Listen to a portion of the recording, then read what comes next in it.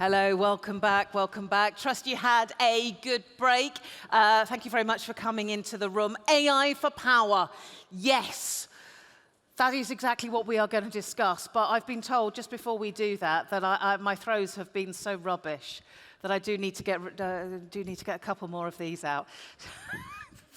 Oh, I love this. I should just, wherever I go, take one of these and then people will be like, yes. Hello? Right. So, but you know, what's the deal?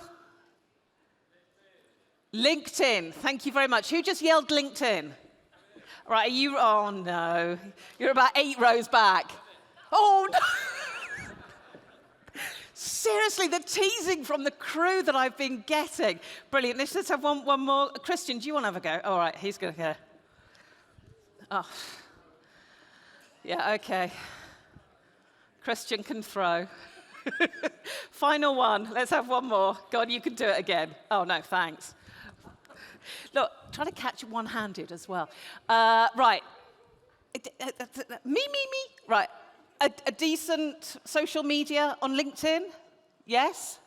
Yes? Yes, it's a yes.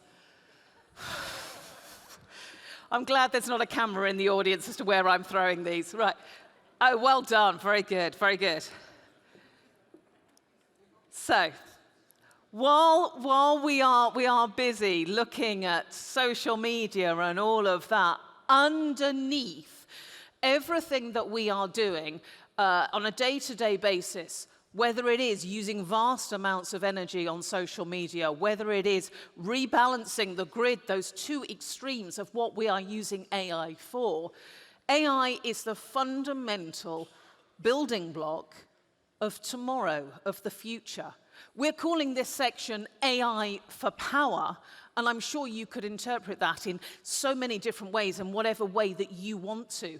And we've got some fabulous speakers in this next session to talk us through the way they see that, and actually how they see AI shaping the future. But first of all, what we thought we would do is actually set the context for this particular area of the day. What do executives think about AI adoption? Very pleased to set the content. Please welcome the Global Utilities Strategy Lead at Accenture. Good morning, everybody. Every utility in this room is investing in AI. Most are yet to be seeing any returns from it, and almost none have actually asked their employees what they think about it. This is what I'm going to talk about over the next 5 minutes. It is unquestionable that the value of AI is very clear across the entire value chain in utilities, whether it is better performance in generation, faster connections in transmission and distribution, smarter decisions in energy trading, an enhanced customer proposition in retail, or delivering capital projects with lower risk. But don't take my word for it. Every quarter, we ask executives around the world, more than 3,600, what they think about this topic. It is probably the broadest and most frequent type of survey of this, in this topic in the world. And here is what they're telling us. First, investment in AI is indeed real. More than 80% of executives confirm that, and it's actually growing. Second, AI is becoming much more an investment and a bet on growth than actually a cost play. More than or nearly 80% of executives see AI as more beneficial to revenue than cost. So the investment is real, and the direction of travel is clear, the conviction is there, and it is accelerating. Now, beneath that conviction, there are 3 uncomfortable gaps that are starting to emerge. First, the measurement gap. Only 12% of executives cite return on investment as primary driver. If returns are not the main driver for AI, what is? And how do they make sure that they're meeting that criteria? The second one is delivery gap. Only a third of executives report impact of AI at the moment at scale across the enterprise, despite the investment, despite the boardroom commitment. And the third one is a people gap. Only 20% of workers feel that they are active co-creators of AI. It seems to me that AI is being deployed around people rather than with people. To me, it seems that executives believe that AI is the way people believe in going to the gym. The intentions are real, but the results sometimes are not. What separates those that are seeing returns in AI versus those that are not? And here the data is quite consistent as well. There are two big blocks of things. The first one is the foundations you need. You need good data, you need governance, and you need a very clear way of measuring outcomes. The second one is what separates good from great, and it's about leadership that models AI, not just mandates it. It's about investing in people as seriously as in technology. And it is about the willingness to break silos and redesign work rather than deploying AI tools in existing processes. The technology gap in utilities is closing fast, but the race is actually about leadership, people, and the courage to change the organization. But rather than rushing to answers, which is something consultants love to do, I'm going to focus on questions, because I think sometimes the quality of the answer is limited by the quality of the question. And I wanted to leave you with 5 key questions that you can reflect on. Today we sell kilowatt hours. Tomorrow we may be selling intelligence, flexibility, outcomes. Is our business model ready for that shift? When AI agents handle decisions that once required a team, what does leadership mean? And are we redesigning roles or just adding tools to old ones? AI will reduce the cost of delivering energy. How about regulation? Will it pass those gains to customers fast enough and to those that need it the most? As AI disperses intelligence across the enterprise, command and control cultures will become bottlenecks. And that is true, right? Because you're going to have the ability of having intelligence across the enterprise. Are you ready to devolve decision-making? The AI running Europe's energy system will be built by someone.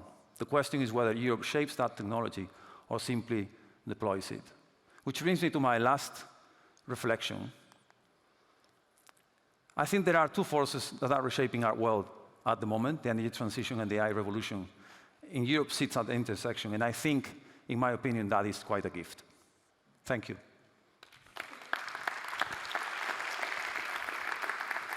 Miguel, thank you very much. Thank you. It's really, really interesting. And I have to say, I really liked that final slide, the questions to sit with.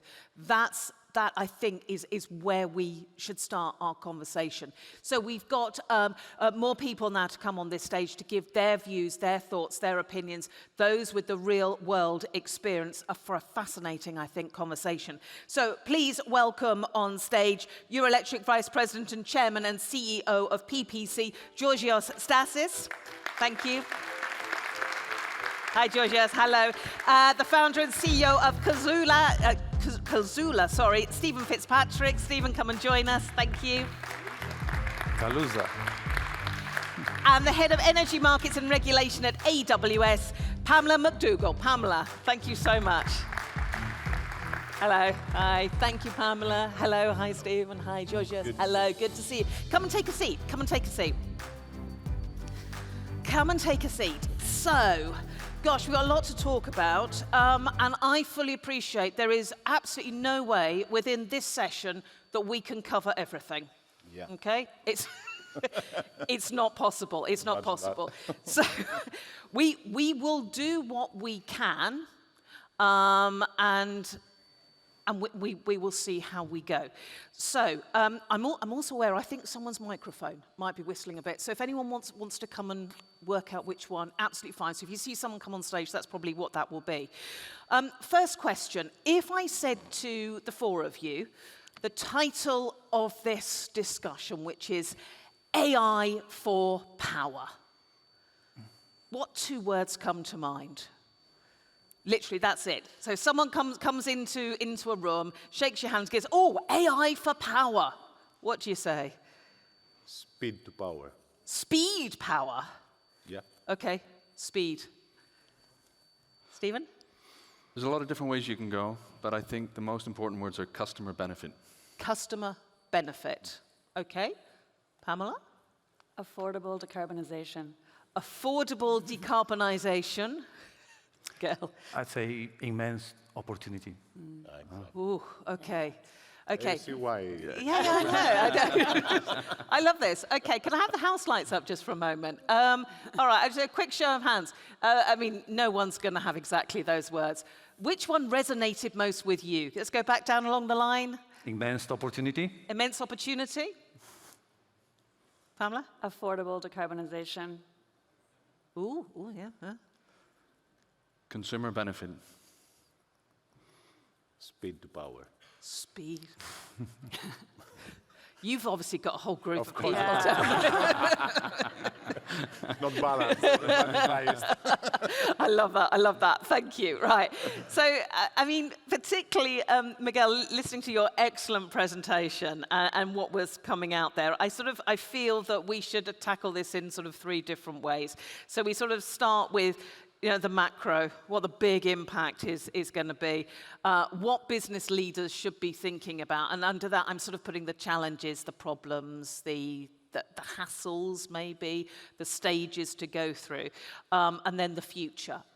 And I'd like to put the sovereignty within the future questions as well. And I appreciate that's a question for now, but when we're talking about how it's going to look in the future. First of all, does anyone actually want to pick out anything that Miguel said in his presentation that you really agreed with or disagreed with or weren't sure about? Yeah, Georgios. Yeah, it was very nice, the final, let's say, the key question he put at the end, because of the 2 transitions. We have the energy transition and the digital transition. And these are not 2 transitions happening in series. I mean, they're happening together, they're happening now. That's why in Eurelectric, we have signed yesterday the twin commitments, where Eurelectric, the sector, and several companies from the sector, as well as the technology sector and several companies from that technology sector, co-signed an agreement and several commitments to work together in order to find ways of how to develop better infrastructure, how to optimize our business better, and how to be more sustainable and secure. So this resonates exactly to the point of yeah. Miguel. Pamela. I think for me, it was just seeing the plethora of use cases and customer benefits, as was mentioned. I would have voted for you, Stephen. And how the different applications that are being deployed now and can actually help us meet our decarbonization targets, but also look at things like affordability and reliability, which is something really close to my heart. What about you, Stephen? Anything that really stuck out? It was the very first thing, actually, and I thought it was really on point. One of the things that we have found, data has always been important in running any business, but it's the speed at which you can access data. If you've got the right architecture, the right foundations, the speed at which you can accelerate with AI now in running a business is incredible. Yeah. And the sticking point is almost always the data that you've tucked away in the background somewhere that you haven't addressed. The ability for companies to embrace digital transformation through AI is so vast today. But it has to rest on strong foundations. And I thought the first point around data is really the critical one. Yeah, and I know it's not exactly what you're saying, but there was also the point that slightly moves on from that, and that's knowing what data you should be looking at. And you said measuring effectively as well, so that actually you are using that. So yes, the data for what you're talking about, but actually also for actually working out what is working. Something which really struck me, which I'd like to get your views on, was the 12% figure. So only 12% of executives, was that right? 12% of executives cite ROI as a primary driver. What do you think? I mean, we spoke about this yesterday. When you think about how utilities are making strategic investments, you really need to have 2 outcomes. Measurable outcomes that are scalable, so looking at different portfolios, not just really narrow, complex use cases. And then the other thing is really an incentive to invest in alternate solutions besides infrastructure. So switching from CapEx investment structures over to TOTEX investment structures. And with that, without those kind of regulatory frameworks to give them that incentive, which could be through new tariffs or through performance mechanisms to incentivize them to digitalize and leverage them, I can't see it happening at scale. Yeah. I heard a joke once. It's an old joke, but you can always reuse old jokes that work. So I think in the beginning, AI is like sex. Everybody thinks everybody else is doing it better and getting more of it. And we're all paranoid. And so we're just trying our best to get as much as possible without measuring the benefits. Where are you going with this? At some stage I need to step in, I feel, but maybe not yet. After a while, it's just exhausting and you realize, I need a break from all of there you go. No, we hear a lot about things like token maxing. I'm not sure anybody's following all these, the new methodologies and tools that we have at AI and software engineering and developing. And the truth is, we go through this period of really rapid acceleration and experimentation. It's only in the last 6 months we have seen new models developing the capabilities that mean you really can develop software almost autonomously now. And the acceleration that gives businesses that have got access to their data, that understand how to measure the results and performance of software engineering and the impact on their business, it's enormous. But this idea that the AI is the goal rather than the tool, I think that's where people aren't sure. They think, okay, the more I do, the better it will be. And it's just clearly not the case. It's not some new religion. It's the same as every other business decision that you make. You need to be able to measure the results, invest in the winners, shut down the losers. So that's something we've really found in the last 6 months, that measuring the results of the AI that we're using is more and more important, the more of it we use. Is that then sort of becoming the tipping point of just the cost savings now moving into growth and into revenue? Do you think that that's where we are now? I think there's like a few different levels of benefit that we get. And the power industry, the energy industry is really data intensive. You know, so we've got a huge reservoir and assets that we can use.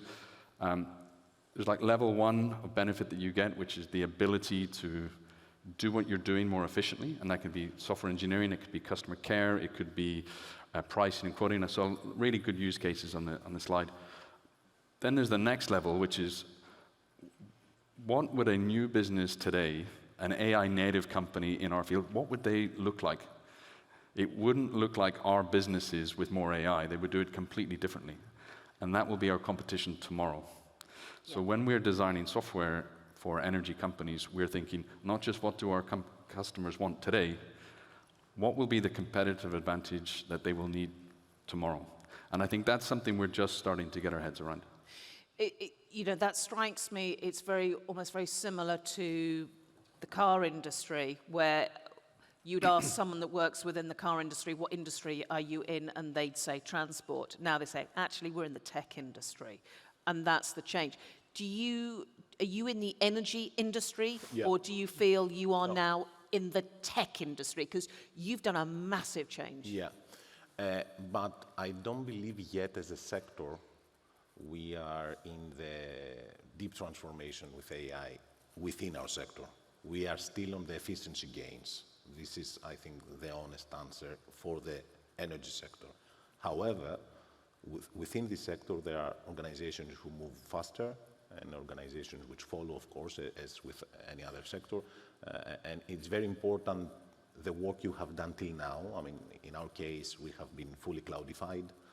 This is absolutely necessary because we have our data available in an organized and protected manner in the cloud, so we can have AI agents experiment with different use cases. So we are in the course of building an AI-enabled organization, but we are not yet, by far, not yet there. And it is about culture as well. You need to put, and you need to have small wins within all the horizontal and vertical organization. In PPC, we have done a lot of moves in that direction, especially on the infrastructure point of view. We are developing this huge data center in Greece. We are in a big collaboration with hyperscalers to fill it up. And we have moved gradually to the creation of AI verticals. Just to give an example, we are working for the shipping industry, which is very big in Greece, as you know, to create something reasonable for them. Or with the Greek legals, we are creating a legal AI application for our needs, which will be deployed also in other Greek companies. So indeed, we said we are in the power tech industry. Right. This is how we feel right now, in the intersection of energy and technology. We feel we are becoming closer in the technology space, in the infrastructure space, and gradually I think we are scratching a little bit the layer of the applications. Yeah, but you are very, I really like the way that you've sort of set that out. It's like an evolution. It's an evolution. I don't believe that the utilities of the future will be in the same nature as they were in the past. In the past, utilities X was, and PPC was a lignite company. Today, PPC is a clean technology company. Tomorrow, PPC will be a data center company, possibly with AI applications. Who knows? I mean, there is an evolution happening. Yeah. You've got a competitor then, maybe. Yeah. Or a collaborator. Or a collaborator, yeah. And it's actually very interesting what you talk about, the cultural shift as well, because you can only have these evolutions or a revolution. Would you say evolution or revolution? I think today is a revolution. Revolution or evolution? Revolution? Revolution. Revolution. I would agree with that. Yeah. Just checking. Because it has to be that cultural shift as well. And you must see this, Pamela, as well. It's the switch, it's the change, it's how people view things in a fundamentally different time now. And if you want to embrace, you have to, I guess, wholeheartedly embrace that change. Yeah, I think I'm in alignment with what Georgios says, and that it's an extremely exciting time. Thinking about some of the long-term needs that we're having on the system, there's massive renewables coming online, as well as industrial electrification and general electrification. So the changes in the system, switching from highly centralized to decentralized, call for the need for digitalization and AI. Much of my conversations, and I think the favorite part of my role, is actually translating a lot of what some of our software engineers are talking about to what utilities language. And I think that's one of the gaps that I'm seeing that is changing quite quickly, is we're bridging that gap where we're talking about AI agents and we're talking about the benefits of these tools, and they're discussing congestion management and some of their own internal tools, which is a huge gap that needs to be bridged. But the benefits are, I think, when you mention speed, I think about decarbonization, and that's why I brought it up. And some of the benefits there really come into how fast we can implement these tools to scale renewables. And that comes with, for example, in Southern Power Pool, where we're looking at grid integration studies. Anyone that knows me knows I'm extremely passionate about connection reform. There's a number of other topics, but that one I really am passionate about because I see the need to scale electrification as well as decarbonization. In that particular transmission operator, they leveraged our AI tools to do grid integration studies, and they reduced them from 3 years to 3 months. And when you think about that at scale, when you're doing the amount of renewables you want to have online and EVs, the impact will be monumental to meeting our targets. And then just kind of to give another one, I brought up affordability. Our partnership with Eurelectric, where we're actually leveraging some of their dynamic line rating. And we're looking at using AI to be able to real-time estimate the overhead transport capacity. And where we're able to actually increase the transport capacity by 30%. Well, so you're actually increasing the utilization of existing assets. And that's going to drive down rates for everyone. Yeah. Yeah, and it's a very, you very easily see that as a huge benefit. So when we're still looking at that big picture, the macro view of things, so yes, finding more capacity, definitely you're seeing that with your customers. What about you, Stephen? Give us that big picture benefit that you see. Or indeed what your customers are using it for, whether or not you feel it is the biggest benefit yet, but actually where they are now. I think we talked about the digitization challenge and the shift towards AI, renewables. For me, AI, renewables, they are really perfect partners in the 21st century. And there's something really interesting when I hear about gigawatt scale, hyperscale data centers in the US starting to attract, starting to develop detractors. You know, people are concerned about what happens if there's a gigawatt scale data center parked next to their town or city, which is understandable. But in the UK last year, 450,000 electric vehicles were sold. At 7 kilowatts each, that's about 3 gigawatts in 1 year. But that's distributed across the whole network. So when we think about the combination of data centers, more renewables, more electric vehicles, it needs AI, it needs algorithmic control of all of these devices to manage and balance that grid. That's something at Kaluza we've been pioneering for 10 years, almost 10 years. And I think just at the time that we need better tools to manage a more complex grid, AI is bringing in. And so there's a really good symbiotic relationship, but I think the thing that we must always remember, the thing that I tried to start off with today, we have to remember that in the end, consumers pay. Yes. And they have to feel the benefit, they have to see that this is good for them, at the very least it's not bad for them, because every voter in Europe is a customer. Yep. Not every customer is a voter, but every voter is a customer, and so if customers are not winning, they're not going to vote for this. Okay, well, let's move on to, I mean, you know, I think everyone in this room is very clear about what a lot of the benefits are going to be, whether or not everyone takes advantage of all those benefits, that's yet to be seen. But let's look at some of those business leader considerations, the sort of the things that could well be challenges to, I guess, what you'd all like to see, or indeed, you know, barriers along the way as well, and what could slow down adoption. And I'm going to start with that one that you've just brought up, Stephen, and that's having everybody on board, and it's everyone's a customer. I heard Georgios just sitting next to me went, yeah. So, you know, you've dealt with this, I'm guessing? Yeah, we're dealing with this in our sector from the infrastructure point of view. Take the Virginia case where the establishment of data centers for AI and other use cases increased the end customer energy bill. This is something we want to avoid. So we want new demand from data centers, but this new demand in a system will need to be coupled with new capacity, new generation capacity, clean generation. This is the way we approach this. So this is a very important risk. We need to learn from the mistake that's happened elsewhere and implement AI infra in a different way. That's the first one. Of course, there is a big question mark about employment as well, and how agents will replace employment. I tend to believe, I don't have the answer, of course, but I tend to believe that today it's about, I mean, the technology went up to a certain point, and now to go further, you need to have the use cases in each sector. So the ones who will use more the technology in their own sector will benefit for. And the way to use them is through the people we have.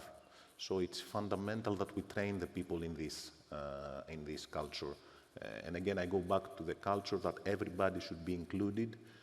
I mean, the ones who will not learn this technology will stay behind, obviously. I think these are the most important points right now: employment and power cost, electricity cost, energy cost. Yeah. Pamela, let me come to you on that one, because I am sure, in fact, I can see from the look on your face, you know, you will always be given this question about jobs and data centers and everything like that. And how do you position yourself in that discussion? Thanks, Sasha. This is another plea to get Botox paid for by work to cover my eyebrows. I think that I'm aligned with Georgios and what he's mentioning. I actually see it's an enabler of new types of jobs, and developing the knowledge sector for this is going to be massive. The amount of jobs that we create in a lot of our regions outpace the ones with which AI may replace, but I've not seen a decrease. Why then is that not seen? We were talking earlier about communication. In a very different way, Alistair and Rory were talking about problems with communicating earlier. So why is that? Why is what you've said just now, why is that not being communicated in the way that people understand? Well, I think that we actually do, when we announce our new regions, communicate quite clearly about the jobs and economic and social benefits that we provide. But I also think that benefits, we've talked about like affordability, we've talked about jobs, we also need to think about like reliability, right? And that's something that's often thrown away. I've spoken to you privately about my previous role working a lot in energy access and power reliability. I used to work in hurricane zones and energy resiliency, particularly in Puerto Rico and in the Caribbean. And I've seen on the ground, when you don't have a robust and interactive system, how that impacts communities and families. And seeing the application of the technologies that all of us here are deploying in different regions on communities, because it gives them higher uptime, more reliability, more efficiency beyond the affordability aspect, I think pays beyond anything that you can imagine. And that's something that I think we need to communicate more clearly. There are risks, but there are huge benefits as well. I mean, we have the healthcare, just for an example, or the huge efficiencies we can have in the buildings sector. International Energy Agency made a study about the huge efficiencies we can have in the energy bill from the efficiency of applying AI. So, okay, there are risks. We need to know them. We need to work on them, but we need to go ahead and move and take all the benefits. But you, as you said earlier, you need to take everyone with you. Yeah. Yeah. And very if I may so. just add yeah, there, please. With every transition, and this which is concluded is not even a transition, it's more of a revolution, right? There is a technological shift that is happening, right? From a more static kind of way of interacting with technology to a much more kind of humanized kind of way of interacting with technology. A lot of people have fear, right? But we also don't know. The reality is that we don't know, and we're learning every week. We're learning. It is something that is coming very, very clear as I interact with a lot of utilities around the world. Is that domain expertise will have to stay there. Yeah. You know, these tools are great. They can be pre-trained, but there are some things that with the current technology, domain expertise is going to be absolutely critical, right? That human in the lead is going to stay. The second thing is, there is a transition as well in skills.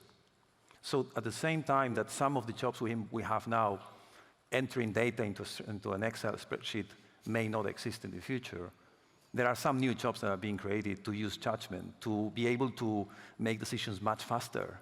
You know, as I said, there is this bet on growth rather than on cost, right? Because cost will always have its wrong way. There is only so much cost we can take out, but it's the growth that you can achieve with that, right? So there are all these nuances that get in the middle that, you know, confuse a lot of the message as well. Yeah, and actually that echoes what Teresa Ribera from the European Commission was saying on this stage just before the break. I mean, she looks at the just transition, the apportionment of funds to ensure people stay and they have the right skills.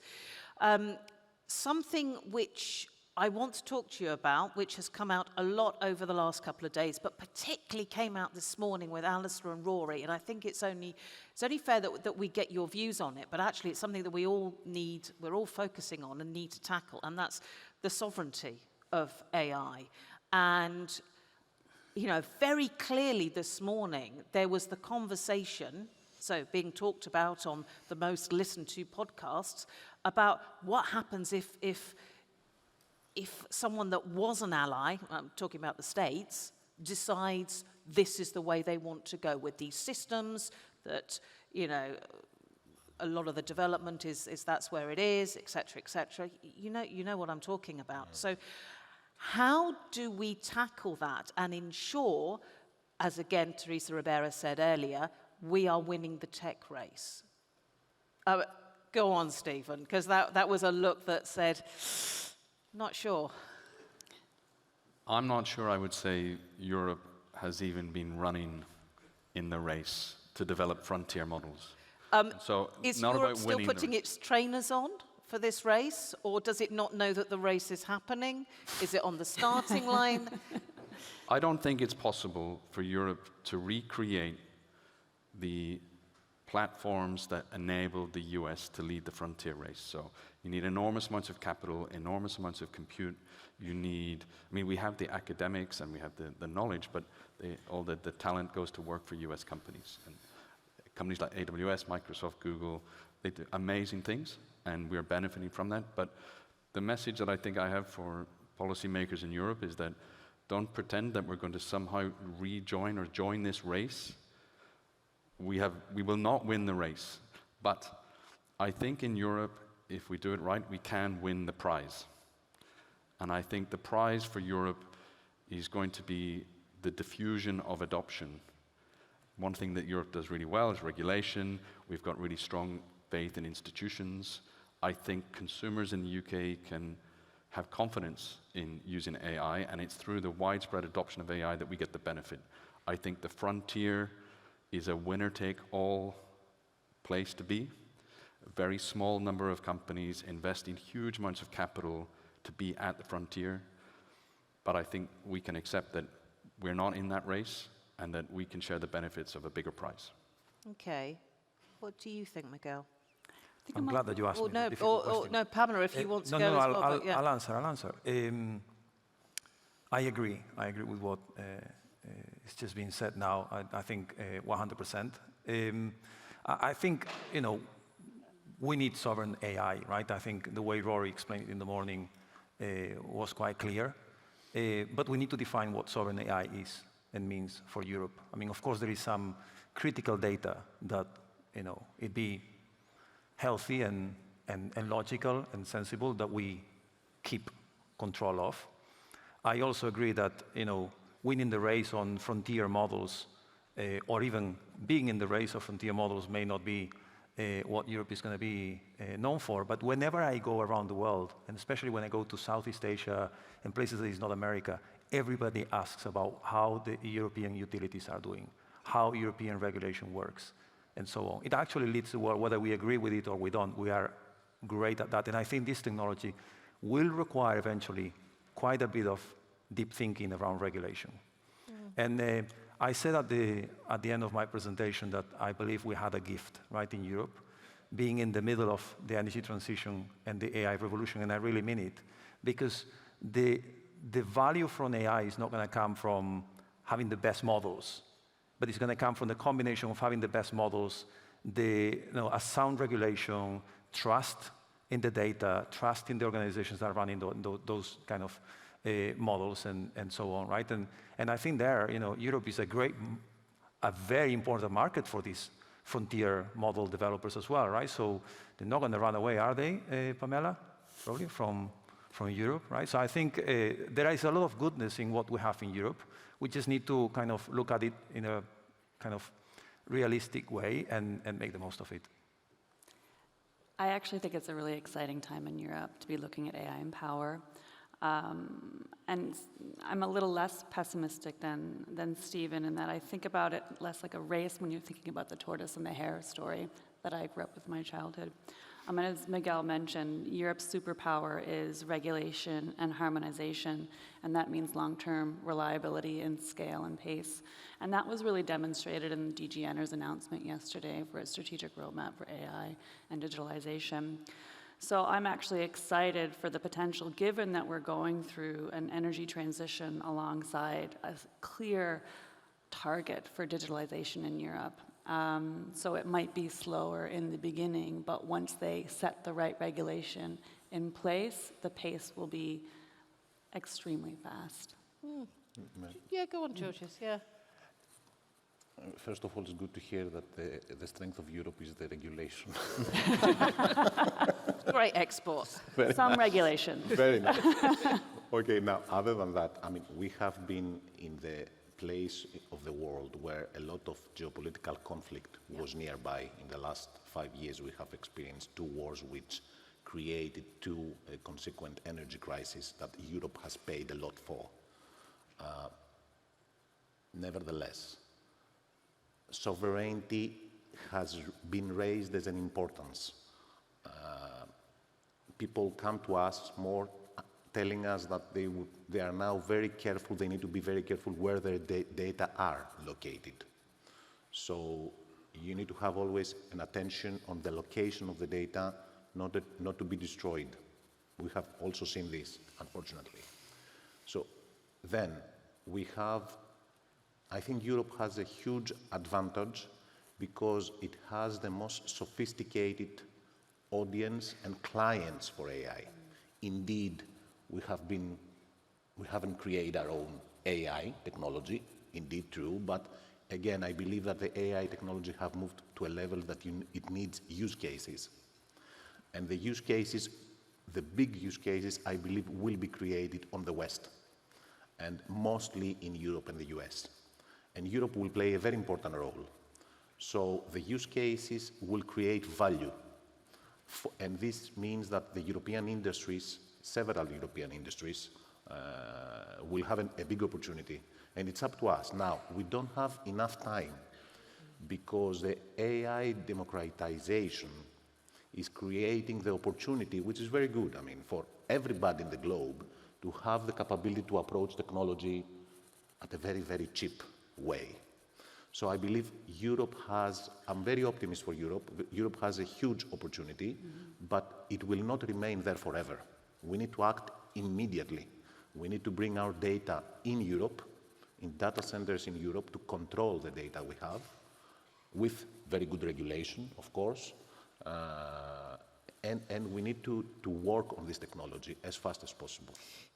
Yeah, and actually your first two words were talking about speed. You know, you need to do it quickly, and everyone agreed with that.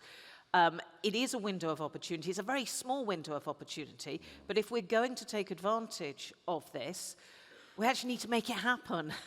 Making things happen when it's so complex to put all these things in place, the word speed don't necessarily sit alongside that. So how then, if we've got a very small window of opportunity and a lot of challenges on the speed side of things, how do you seize that? Well, I go back to the presentation of Miguel and the way we organize this in our organization. We have a 3-year plan to become an AI-enabled organization. We have put together a series of parallel projects in every department, small wins here and there, but also bigger projects. We are introducing AI on trading, energy management, and we have a huge project there. We are introducing on maintenance and predictive, let's say, in forecasting, in the integration of renewables, on the network, on the losses detection. So if you have a persistent plan, we start, of course, being fully cloudified. So you start with the data, organize your data, you put together a very good plan, and then you measure. And when you measure and you understand your mistakes, you go back, you correct. At the end, I believe we are in the course of becoming such an organization. And I think if this will be the case for all the corporates in Europe, we will be able, all of us, to win. Now, on the institutional level, we need to go faster in Europe on bringing data and creating data centers in Europe. Very important, because, as you know, you enter in the AI journey, and you love the journey of the feedback you have from all these machines. But sensitive information are sitting where? Yeah, and you said that was a consideration for you. Stephen's nodding, but Pamela, can I just come to you on the speed side of things? Yeah. Because, you know, Georgios is saying, you know, you need to be quick, you need the data centers in Europe. Can Europe do this? I think they can, and that kind of diverts a little bit from the AI for power when I think about power for AI. Like, how do you enable the system so that we can have digitalization beyond even the energy sector for all sectors? And when I think about that, that's linked to like the grids package that came out and some of the benefits that we're seeing in other reforms that we're seeing in countries that give us like speed and access to power. So switching to like readiness-based connection reform, having the right incentives in place for utilities to actually leverage these technologies, which is performance-based mechanisms or incentives, and then the big one is obviously like education, education, education. And so how do we bring these technologies to utilities in a way that's understandable? And I'm hoping that there's going to be more movement in that way as well. Stephen, can Europe do it? Europe can get what it needs from AI really fast, but it's not going to be done in the same way as in the US. In the US, hyperscale, gigawatt-scale data centers, absolutely essential if you want to train a frontier model. If you want to use AI in your day-to-day business, it's a technique called inference, you can run it on a very small cluster. So we need lots of compute, but I think anybody who thinks they're going to build gigawatt-scale data centers in Europe fast, I mean, I just don't believe that. I think we can build an enormous amount of compute in a smaller format, distributed. We're really good at, if you look at the European energy system, we're really good at distributed systems. So my guess is we're going to build European-owned, European-operated data centers, not at a gigawatt scale, but in a very distributed way across Europe to fit the availability of power that we have today. Okay. I don't think we're going to build new power stations, gas turbines to power data centers like they would in the US. That's not going to be the European way. If I may add just yeah, one thing, please Sasha. do. We also need leadership, right, to push forward with this and believe that this is a shifting technology, right, that is going to bring a lot of goodness for everything we need to do to transition our energy system into the future system. If the demand is there for AI, the data centers will come. But AI is a little bit like a Formula One car. You have to go at a certain speed for the aerodynamics to kick in. And that takes a bit of vertigo. So I'd say we need a lot of Formula drivers like George at the helm of our industry, so that they push hard, that they see the benefits of AI for what it is, which is going to be a transformative technology, but you have to look at all aspects of it, the technology and the operating model and the skilling up people and enabling your organization to make decisions and so on and so forth, right? So that's kind of... I think that's a really good, if I may, look, I'm going to use that as your final thought. We need the leadership, like you. No, okay. Well, it was Miguel that mentioned this that. So we need the leadership. Pamela, what do you tell the audience that we need? I think we need the incentives. The incentives? It's similar as leadership. I think we need more ambition. Yeah. We need to be more ambitious in Europe. Okay. More love. I think we will do it. There have been things on this AI bingo card that I didn't think we were going to get out of this panel. We started with sex, ended with love. We started with sex, ended with love. And ended with love, yeah. Normal story. Anyway, and don't forget the fast cars as well. Yeah, exactly. I mean, there we go. What a really good, very, very quick, but really good sort of journey through the different considerations and possibilities as we go forward into the future. Please join me in thanking our panelists on stage. Thank you so much. Thank you very much. Thank you. Thank you so much. Thank you. Really, really interesting. What we thought we would do now, and policy has been mentioned a lot, obviously, in that panel, is invite our next guest to stage to get his thoughts. But also, as you will know, yesterday, the Commission adopted the Technology Sovereignty Package. So to tell us more about that and also what he thinks of maybe what he has just heard on stage as well, please welcome the EU Energy Policy Officer from the European Commission, Stavros Stamatoukos. Thank you, Stavros. Thank you very much. Thank you. From here, closer to the audience. Good morning, good afternoon, and what a timely moment to jump into this discussion. Since yesterday, the Commission has adopted a technology sovereignty package. So let me walk you through of the different elements and connect the dots to the previous discussion. So the technology sovereignty package consists of 4 different documents. There are many more documents, but four major documents. Two are legal documents. It's the CHIPS Act that aims to boost the semiconductor supply and demand in the EU.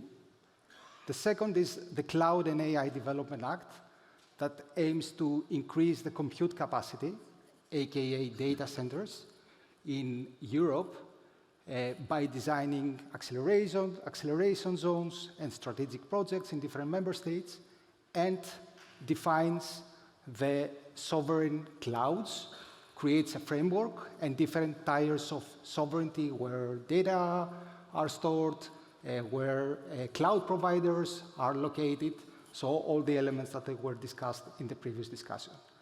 The third element is an open source strategy. Apparently in Europe we have an excellent, huge open source community, so this strategy puts in place measures to leverage the knowledge and the results of this community and bring the results forward to the market.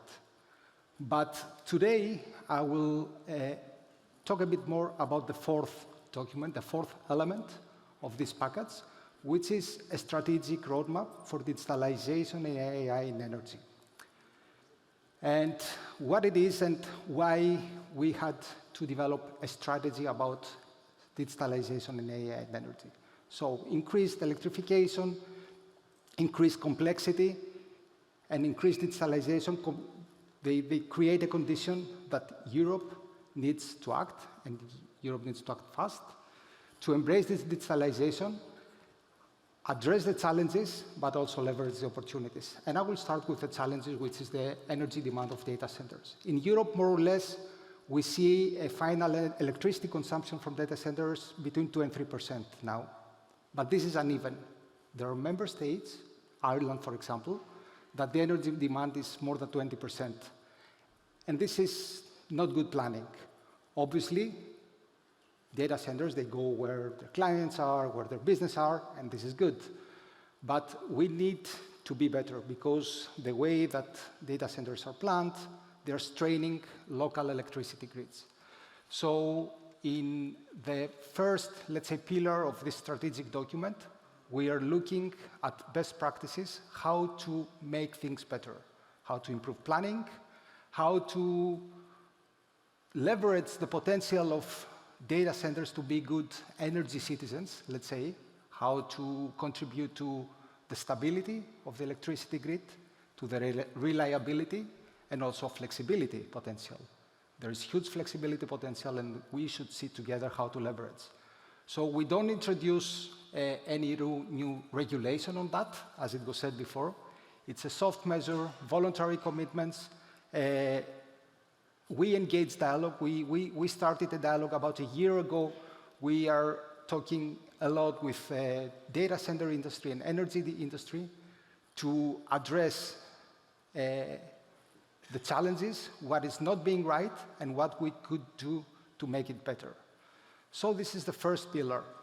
As a side action, let's say we're looking at the data centers themselves, their energy efficiency, and the Commission will soon introduce a rating scheme to label the energy efficiency of data centers, because data centers need to be as efficient as possible and offer energy services in terms of waste heat.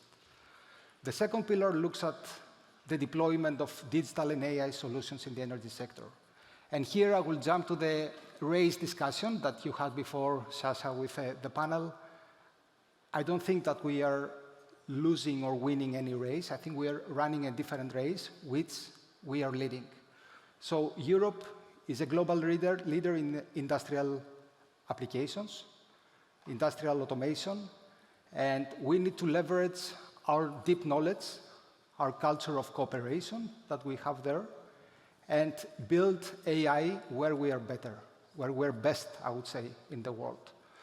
So starting with planning and optimization of electricity grids, we launched yesterday an initiative called AI.grids, where more than 50 signatories, most of them the major grid operators in Europe, either transmission or distribution level, they agreed to collaborate, exchange data, pull data together to jointly train AI models. This is a unique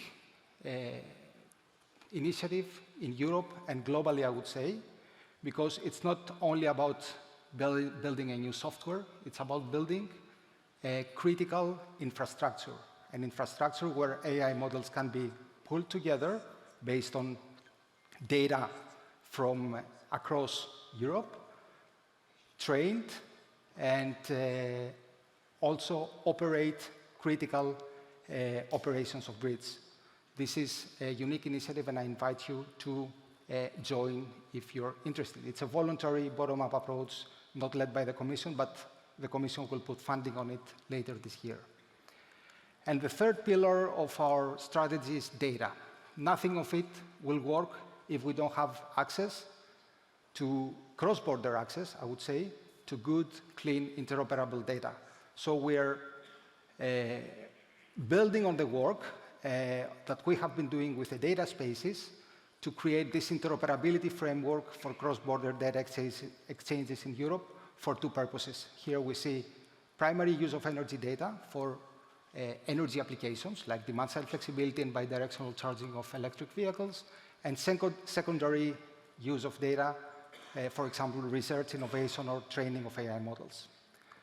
I will close with some other elements that we are looking and we are proposing. First of all is safety and security. We have the AI Data Act in place in the framework of the latest negotiation. The application of the high-risk use cases, including energy, have been postponed for another year to conclude the discussions and the negotiations with the industry. We understand that having a clear regulatory framework is very important, but we also understand that we all need extra time to agree and understand the implications of this new regulation. Cybersecurity. As digitalization grows, cybersecurity risks grow, obviously, so the Commission is currently having a systemic risk assessment of solar and wind installations in Europe and has recently banned the EU funding for solar inverters from high-risk suppliers. So there are a number of regulations that provide the framework to shield the critical energy infrastructure from cybersecurity risks. I will close with funding, because public funding is important. So through our flagship research and innovation program, Horizon Europe, we're funding in the next 2 years more than 300 million for innovative digital and AI solutions for clean energy technologies. And I invite you to participate in these collaborative projects, which are the basis of our industrial excellence in Europe. And I will highlight from these funds a very small amount, but it has been the first time that it has been allocated for improving the in-house skills of energy companies. Because we're in a situation that energy companies, they need both digital and data or AI or digital skills, and it's not easy to get. There is a lot of competition for talent.